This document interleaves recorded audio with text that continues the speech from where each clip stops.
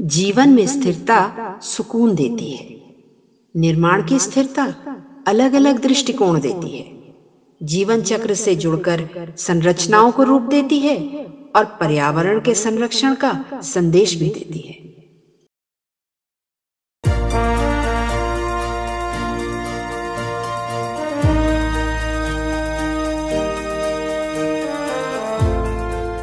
Technology of home Bharat में निर्माण की बेहतरी के लिए शैक्षणिक जगत के साथ साथ उद्योग के प्रतिष्ठित दिग्गजों द्वारा ज्ञान साझा करने का एक स्वतंत्र मंच है। ये जेके सीमेंट और association of infrastructure industry India की एक संयुक्त पहल है। इस पहल में एक आम आदमी की मदद करने के लिए ये सुनिश्चित करेंगे कि वो एक मजबूत सुंदर घर बनाने के लिए उपयोग की जाने वाली सामग्रियों की उपयोगिता और प्रक्रियाओं से पूरी तरह अवगत हो, जिससे उसके घर के निर्माण के लिए धन का उपयोग ठीक से किया जा सके। तो आइए हम सुनते हैं प्रोफेसर डॉक्टर संदीप चौधरी से सस्टेनेबल कंस्ट्रक्शन के बारे में। सस्टेनेबिलिटी एक बहुत बड़ा सब्जेक्ट है और अगर जब हम इसको कंस्ट्रक्शन में लगाते हैं तो हमें ये देखना है कि हमें इस तरह का कंस्ट्रक्शन करना है जो सतत रूप से चलता रहे, बाद में कभी दिक्कत ना आए।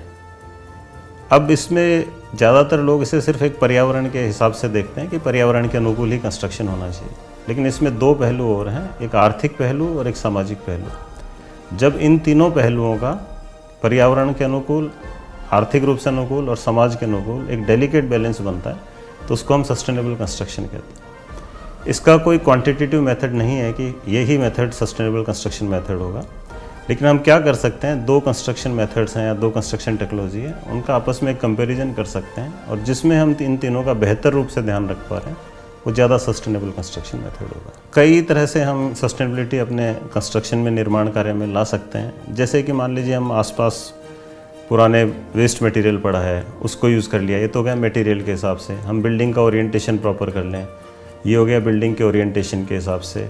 और हम नई नई टेक्नोलॉजीज इस्तेमाल करें, वो हो गया। इस तरह का मटेरियल यूज़ करें जो ग्रीन मटेरियल हो, जिसके अंदर की कार्बन क्रेडिट्स और कार्बन रेटिंग जिसकी कम हो। आपका सस्टेनेबल कंस्ट्रक्शन कई बार सस्ता होता है जो कि आपके कन्वेंशनल कंस्ट्रक्शन से। तो ये जो एक लोगों के दिमाग में है कि भाई ये महंगा आता है, ऐसा कुछ भी नहीं है।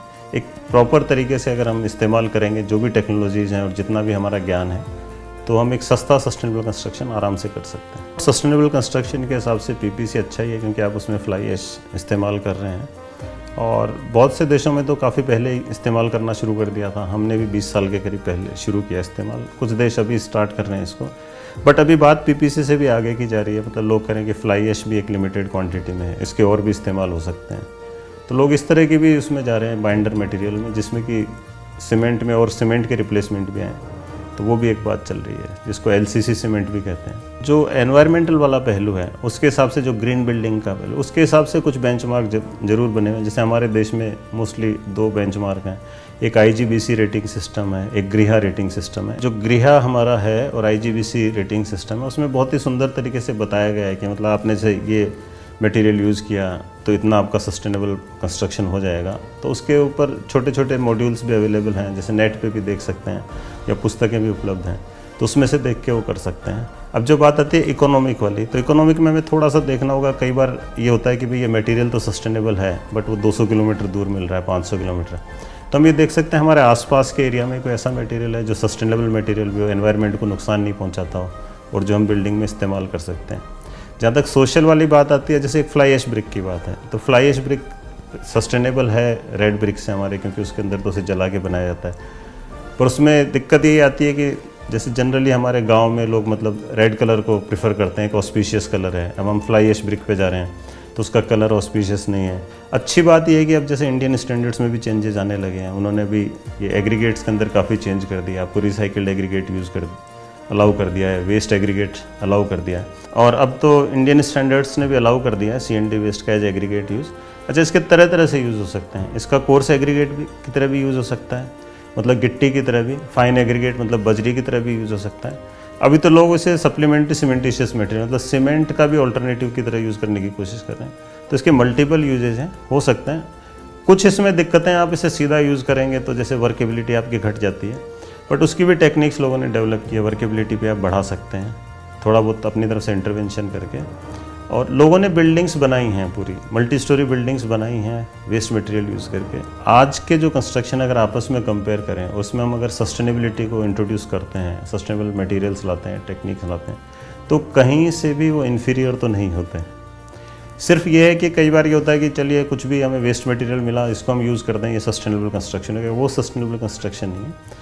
अब कोई भी मटेरियल यूज़ करना चाहते हैं, कोई भी टेक्निक यूज़ करना चाहते हैं, तो उसका एक पूरा प्रोटोकॉल होता है। उस प्रोटोकॉल से एक बार आपका मटेरियल सेट हो गया, मतलब उसके अंदर पास हो गया वो, और आपकी टेक्निक पास हो गई, और फिर आप यूज़ कर रहे हैं, तो हो सकता है कई बार उससे बेहतर भी स्ट्रेंथ आए, पर कम तो नहीं आती। Professor doctor Sandeep Chaudhary, civil engineering विभाग, IIT इंदौर, लगभग 3 दशकों के अनुभव के साथ एक शिक्षाविद और कंक्रीट में वेस्ट मैनेजमेंट के उपयोग सहित स्टील कंक्रीट मिश्रित संरचनाओं और टिकाऊ सामग्री पर विषय वस्तु विशेषज्ञ हैं। टेक्नोलॉजी ऑफ होम, सुदृढ़ सुंदर निर्माण।